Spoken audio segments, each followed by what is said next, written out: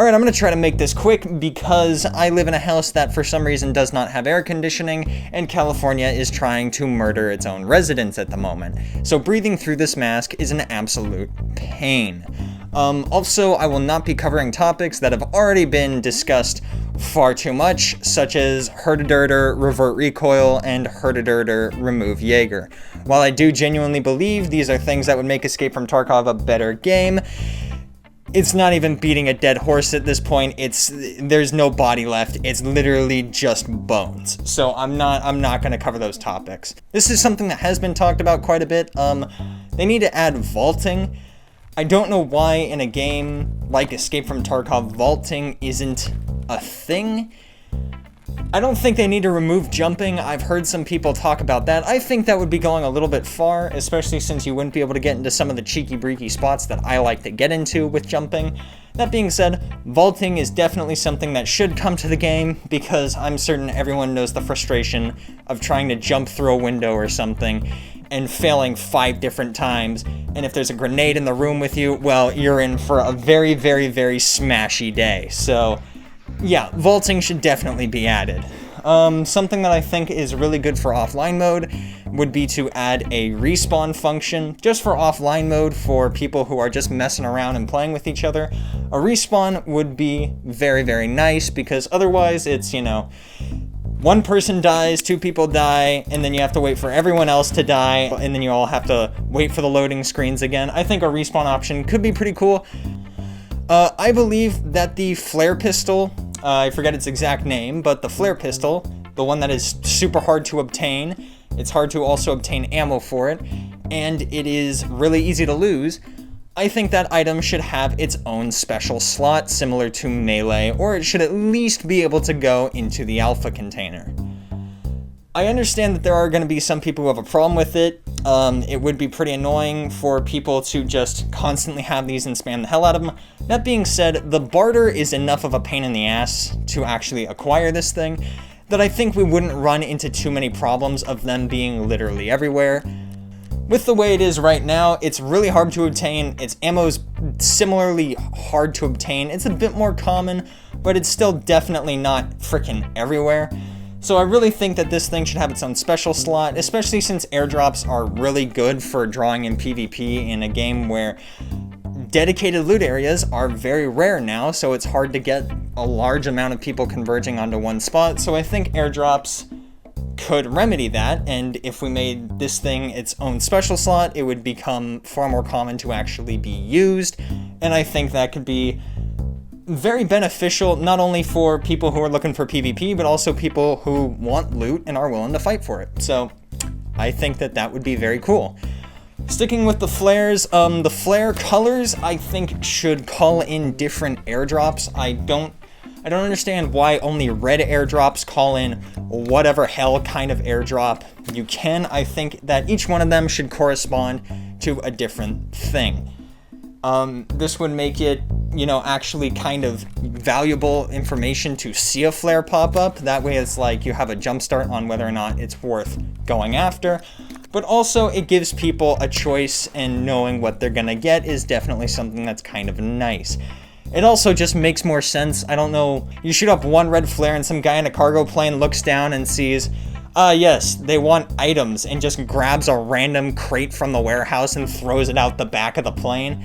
Keys right now are in a very, very bad state. Pretty much any key that does not lead to either an extract or a safe room is basically worthless. All the keys that used to be loose loot lying around, pretty much worthless. Probably the most egregious offender of this is the marked room, which really sucks, because if you had played this game, I don't know, a year ago? Marked room, dorm room was where it was at. Marked rooms were insane for PvP. They were so fun. And as crappy as dorms is right now, because a myriad of reasons, such as audio and right-hand peek simulator and desync, it was still at least fun to know there's this place I can go to where I can risk it all to gain a lot. That is what made going to dorms so compelling. Nowadays, it's pretty much, why do we go to dorms? That's just the place you're supposed to go. But why though?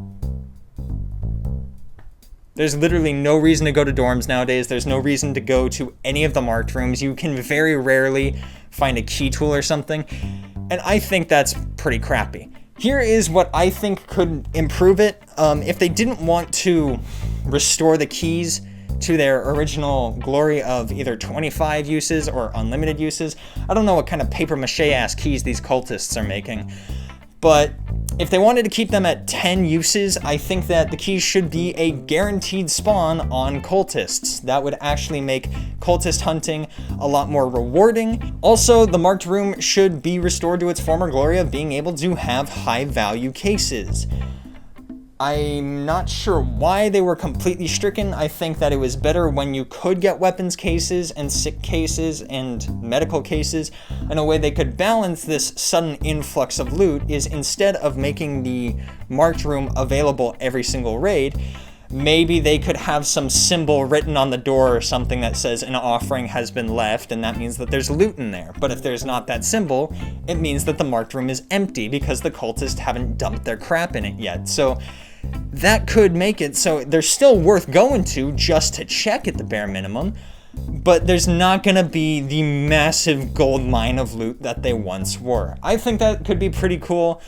Next, I think flea market items should be unbanned in stages that go throughout the wipe. For instance, like M856A1 and M80, they're pretty lower end rounds. I think you should be able to sell them on a flea market, 1 to 2 months after the wipe. And then once you start to get into the higher tier rounds, such as, M855A1, M61, M995, maybe those could be sold in the 3rd and 4th month of the wipe. And then in like the 4th month, you can start to sell, mutants and 308 MDRs, and just instead of just outright banning all these items, make it possible for people who start really late to be on the same level as other people. They just have to pay a premium.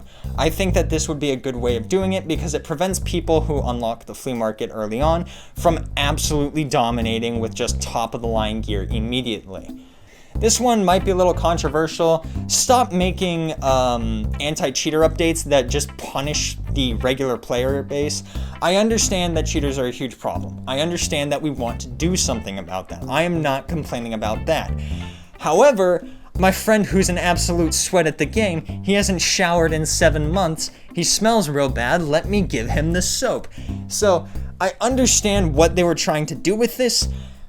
I just think they went about it in a way that solves so few problems. It screws over maybe a few RMT traders, and it screws over every single person who plays the game legitimately.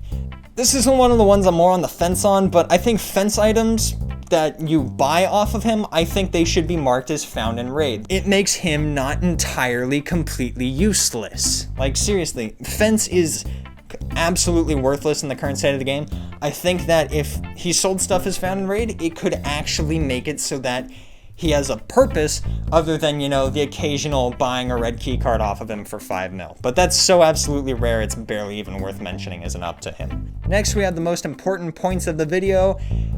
Hideout cat. Yeah, Battlestate freaking put a video out that said Hideout cat, and now I want one. Give Hideout cat, or give Hideout dog. Give me something to come back to that gives me a reason to come back to the hideout instead of just throwing a grenade at my legs because this game is miserable. Let me pet the virtual doggy. Let me tickle the virtual cat. Come on. Hideout cat. I want it, you want it. Battlestate, get on it. And finally, last thing about the hideout is I think it would be pretty cool if we could decorate the hideout to a certain extent. Maybe we could use the lion statues, the clocks that we find in raid, and we could set them up, make it a comfortable living space. Maybe we could collect posters from throughout Tarkov and put them up in our own little hideouts. The plushies, the Loot Lord plushie, the bear, and maybe we could mount our favorite presets up somewhere. I think that it gives the player the ability to put their own little touch on their hideout, because otherwise they're all equally terrible bunkers. So yeah, that's gonna do for my list on the stuff that I think would be pretty cool additions to Escape from Tarkov. This is part 1 of 2. Next week's video is going to be similar, except the complete opposite, so look out for that one. But yeah, this video is, I don't know when the next gameplay video is going to come out. I'm working on the evolution of the role players right now. However, I'm getting the crap beaten out of me by school and just other life stuff, as well as college applications. So, but yeah, thank you so much for watching all the way to the end of the video. Let me know what you think of some of these in the comments. I definitely like hearing your guys' ideas on these videos. And if you have your own suggestions for maybe some stuff that could be added to Escape from Tarkov, I might reply with, do I think it's good, or if it's absolutely terrible. But yeah, honestly, just thank you guys so much for watching all the way to the end, and I hope you enjoyed.